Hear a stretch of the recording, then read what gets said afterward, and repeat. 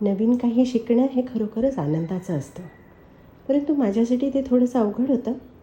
कारण शाळा, कॉलेज, अभ्यास, परीक्षा हे सगळं करून मला बरीच वर्ष होऊन गेली होती. आणि आता नव्याने ते कोणाचं ऐकायचं, समजून घ्यायचं आणि त्याप्रमाणे करायचं, हे सगळं मला जमेल की नाही अशी मला शंका वाटत होती. पण म्हटलं बघूया जमतंय का, आणि करायला सुरुवात केली. सुई, दोरा, कात्री या प्रत्येक घरातल्या अगदी गरजेच्या वस्तू आहेत. प्रत्येकालाच कधी ना कधी त्याचा वापर करण्याची आवश्यकता भासतेच. आणि माझ्या घरातसुद्धा त्या वस्तू असतात नेहमी. अगदी मी प्रवासाला जेव्हा जाते तेव्हासुद्धा माझ्या बॅगमध्ये ह्या वस्तू असतातच, कारण त्याची जरूर लागतेच कधी ना कधी. पण म्हणून मी काही पहिल्यापासून शिवणकाम करत होते असं नाही बरं का. माझ्या घरात माझी आजी ही खूप चांगलं शिवणकाम करायची. म्हणजे ती स्वतः कपडे तर खूपच चांगले शिवायची आणि ती बायका आणि मुलींना शिवण शिकवायची सुद्धा. अहमदनगरमध्ये तिचे शिवणाचे क्लासेस होते आणि दुपारच्या वेळेला पुष्कळ बायका आणि मुली तिच्याकडे शिवण शिकायला यायच्या. त्यावेळी आमचं नगरचं घर जे होतं दुमजली होतं. त्याच्या वरच्या दुसऱ्या मजल्यावर एक मोठा हॉल होता. तिथे 3 शिवणाची मशीन्स होती आणि आजी तिथे त्या मुलींना शिवण शिकवत असायची. मी जेव्हा कधी आजोळी गेलेली असायची तेव्हा मी हे सगळं बघितलेलं आहे. पण मी काही तेव्हा तिच्याकडून शिवण शिकले नव्हते. माझ्या शाळेमध्ये मला शिवण शिकवलं जायचं, कारण माझी शाळा ही फक्त मुलींची शाळा होती आणि शिवणकाम हे आम्हाला परीक्षेसाठी असायचं. आम्हाला छोटे छोटे प्रोजेक्ट्स दिले जायचे. आम्हाला लोकरीचं विणकाम शिकवलं होतं, भरतकाम शिकवलं होतं, म्हणजे अगदी सुरुवातीचंच.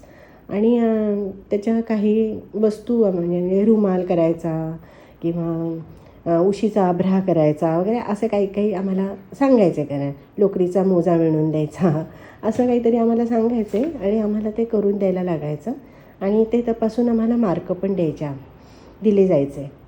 तर तसं मी केलेलं होतं सगळं. पण त्याच्यानंतर काही मी त्या गोष्टीकडे फारसं लक्ष दिलं नव्हतं.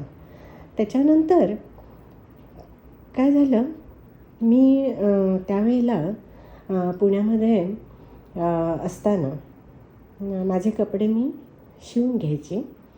शक्यतो रेडीमेड कपडे मी वापरायची नाही त्यावेळेला.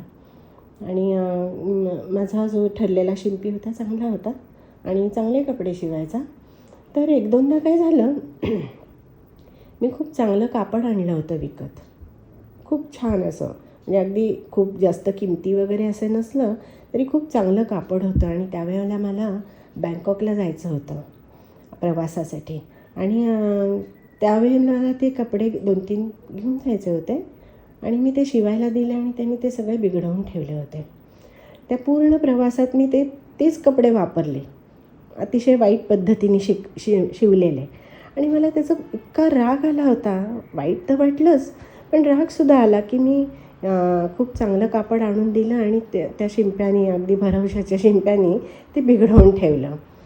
आणि असं पुढे आणखीन 1-2दा झालं.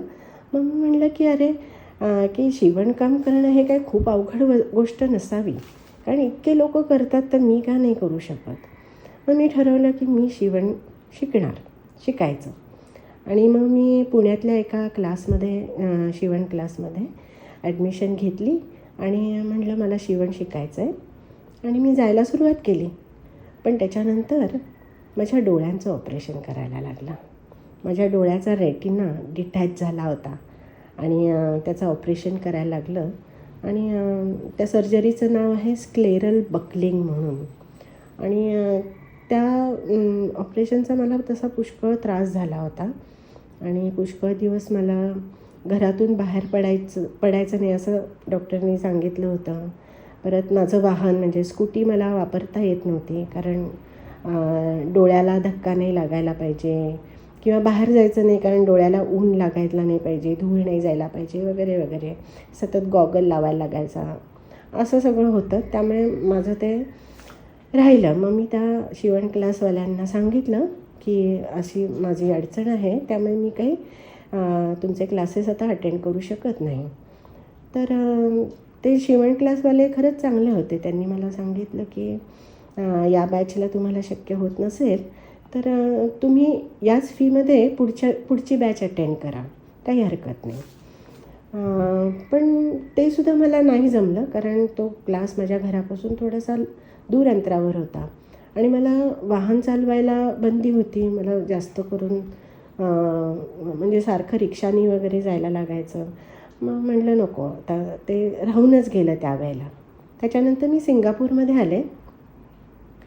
सिंगापूरमध्ये आल्यानंतर बराच काळ माझा असा बिझी होता त्यावेळेला, कारण सगळंच नवीन होतं इथे. सगळंच म्हणजे इथल्या चाली रीती पद्धती सगळंच नवीन होतं. आणि त्यावेळेला माझा मुलगा म्हणजे निषाद आणि सचिन दोघंजणं जायचे. निषादची शाळा असायची, सचिन ऑफिसमध्ये जायचा, तर त्या दोघांना सकाळी डबा करून द्यायला लागायचा, रात्रीचा स्वयंपाक. परत इथे मोलकरणी वगैरे काही नाही, त्यामुळे सगळीच कामं मला घरीच करायला लागत होती. आणि परत इथे आपल्या भारतीय जे पदार्थासाठी लागतात, डाळी वगैरे, कडधान्य, ते सगळं त्यावेळेला आम्हाला आमच्या घराच्या जवळ मिळायचं नाही. तर ते आणण्यासाठी मला लांब त्या दूर मुस्तफामध्ये वगैरे जायला लागायचं. त्यामुळे माझा त्या वेळेच्यात खूप वेळ जायचा. आणि त्याच्यात तरीसुद्धा मी तिथे सिंगापूरची ग्रंथालयं खूप चांगली आहेत, अतिशय समृद्ध ग्रंथालय आहे आणि इतक्या चांगल्या सोयी करून दिलेल्या आहेत तिथे वाचकांसाठी किंवा सभासदांसाठी. तर मी त्याचा भरपूर उपयोग करून घेतला त्यावेळेला. आणि मी बरेचदा त्या ग्रंथालयांमध्ये जात असायचे. तर त्या ग्रंथालयांमध्ये मला काही पुस्तकं सापडली या विषयावरची, शिवणकाम, भरतकाम. मी सहज एकदा बघितली आणि म्हटलं छान आहे, आपण सुद्धा करायला हरकत नाही. पण ते तिथेच राहिलं तेवढंच. तर त्याच्यानंतर काय झालं, माझे कपडे मी सगळे पुण्यातून घेऊन यायची दरवर्षी. वर्षातून एकदाच मी पुण्याला त्यावेळेला जात असायचे, जून महिन्यामध्ये. त्यावेळेला निषादच्या शाळेला सुट्टी असायची महिनाभर. तर आम्ही एक महिन्यासाठी साधारण पुण्याला जायचो. खरं महिन्यासाठी सुद्धा नाही, 20-22 दिवसच. आणि त्यावेळी मी येताना माझे सगळे कपडे तिथनं घेऊन यायचे. तर त्याच्यानंतर इथे काय व्हायला लागलं, माझे कपडे मला वापरताच येईन असे झाले. म्हणजे चांगले नवीन घेतलेले व्यवस्थित असे असलेले कपडे सिंगापूरमध्ये आल्यावर ते बिघडूनच जायचे, लहान व्हायचे, काहीतरी त्याचं गळा भाया काहीतरी वेगळंच होऊन जायचं. आणि सुरुवातीला मी म्हटलं असेल काहीतरी झालं असेल किंवा असं, पण हे नंतर अतिच व्हायला लागलं. म्हणजे अक्षरशः कपडा आणला विकत की 2-3 दिवसामध्येच त्याचं खूपच जेमतेम मी एकदा किंवा दोनदा वापरला असेल आणि त्याच्यानंतर मला वापरणं अशक्य होईल अशा पद्धतीचा तो झालेला असायचा आणि मला फेकून द्यायची वेळ यायची. कधीकधी तर अक्षरशः एकदाही न वापरलेले कपडे दुकानातून आणलेले आणि फक्त आपण ते व्यवस्थित होत आहेत की नाही बघतो तेवढ्यापुरतं अंगावर चढवलेले आणि त्याच्यानंतर मला ते वापरताच यायचे नाहीत. आणि मला इतकं वाईट वाटायचं की नवेच्या नवे कपडे आपण इतक्या पैसे वगैरे देऊन आणलेले, माझा वेळ खर्च केलेला मी ते खरेदी करण्यासाठी आणि ते असे मला टाकून द्यायला लागतात. तर मला त्याचं फार वैषम्य वाटायला लागलं. आणि तेवढंच नाही तर माझी अडचण अशी व्हायला लागली की आता मला वापरण्यासाठी कपडेच नव्हते. अक्षरशः जरा नीटनेटके बरे असे माझ्याकडे कपडेच नाहीत. तर आता काय करायचं, म्हणजे हा मोठा प्रश्न निर्माण झाला. आता इथे तर काय मला कोणी शिंपी वगैरे आहेत असे भारतीय असे म्हणजे आहेत शिंपी इथे, पण 1-2दा मी त्यांच्याकडून शिवून पण घेतलं, पण ते काय मला एवढं पटलं नाही. कारण त्यांची पद्धत वेगळी, आपली पद्धत वेगळी, महाराष्ट्रीयन लोकांची, मराठी लोकांची. तर मला त्यांच्या पद्धतीचे शिवलेले कपडे काही मला ठीक वाटत नव्हते. मग म्हटलं की आता मीच करायला सुरुवात करते, मीच शिवण शिकते. पण मग आता मला इथे कुठे शिकवणारे वगैरे कुठे मला माहीत नव्हते आणि मला जायचंही नव्हतं. कारण आता मी एक तर मी ती पुस्तकं बघितलेली होती आणि नंतर मी अनेक व्हिडिओज बघितले याबद्दलचे, की कसं शिवायचं, माप कसं घ्यायचं, कपडा बेतायचा कसा आणि कापायचा कसा, नंतर शिवण मशीन कसं वापरायचं, ह्या सगळ्याचे व्हिडिओज मला सापडले. आणि मग मी ते ठरवलं की ते बघून बघून आपण करूया. आणि पहिल्यांदा मी शिवणाचं मशीन आणलं.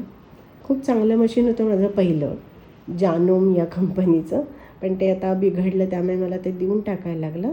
ते खरंच खूप चांगलं मशीन होतं आणि त्याचा मी भरपूर फायदा करून घेतला. चांगलं वापरायला अगदी सहज सोपं, म्हणजे बिगिनर्ससाठी वगैरे खूपच चांगलं मशीन होतं. त्याच्यावर मला पिको वगैरे करता यायचे, असं सगळं. आणि मग मी हळूहळू शिवणकाम करायला सुरुवात केली. सुरुवातीला मी अगदी स्वस्तातले स्वस्त कापडं आणली, की म्हटलं की माझी ही सुरुवात आहे, तर मला नाही जमलं तर ते वाया जाईल. आणि तसं झालंही. एक दोन माझे कपडे खराब झाले, म्हणजे असे ठीक नाही झाले, माझे नीट जमले नाहीत. पण त्याच्यानंतर मला चांगलं जमायला लागलं. मला चांगला अंदाज आला, मापं कशी घ्यायची, बेतायचं कसं, कापड कसं कापायचं, हे सगळं मी व्हिडिओमध्ये सुद्धा बघितलं. आणि नंतर काही गोष्टी मी माझ्या सोयीनुसार बदलून माझ्या पद्धतीने सुद्धा करायला सुरुवात केली. पण हे झालं तरी माझा कपड्याचा प्रश्न काही सुटला नव्हताच.